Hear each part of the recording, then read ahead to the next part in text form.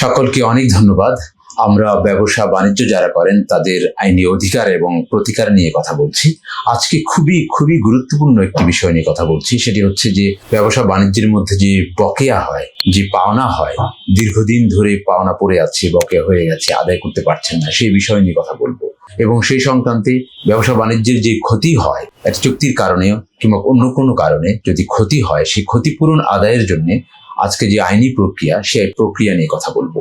আমরা এর আগে এই আইন এবং এই আদালত গঠিত হবার আগে আমরা দেখেছি যে ব্যবসায়িকরা তাদের ক্ষতিপূরণ পাওনা আদায় কিংবা বকেয়া আদায়ের জন্য দেওয়ানি আদালতে আসতেন, মানিস্যুট করতেন, বছরের পর বছর লাগতো, ত্যাক্ত বিরক্ত হতেন, অতিষ্ঠিত হতেন, আদালত থেকে মুখ ফিরিয়ে দিতেন। কিন্তু এখন অবিশ্বাস্যভাবে এই দেওয়ানি আদালতের বাইরে বাণিজ্যিক আদালত গঠিত হয়েছে। এই বাণিজ্যিক আদালতে বিধান করা হয়েছে যে মাত্র 90 দিনের মধ্যে এই ব্যবসা বাণিজ্য সংক্রান্ত যে বকেয়া, যে পাওনা, যে ক্ষতিপূরণ, এগুলো আদায় করা যাবে, এই বিধান করা হয়েছে।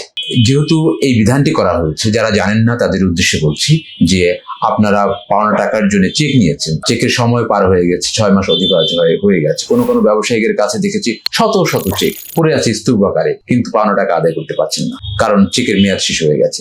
সেই সকল ব্যবসায়িক সহ যাদের বকেয়া হয়েছে, পাওনা পড়ে আছে কিংবা ক্ষতি হয়েছে, ক্ষতি আদায় করতে পারছেন না, তাদের জন্য নতুন আইন, নতুন আদালত।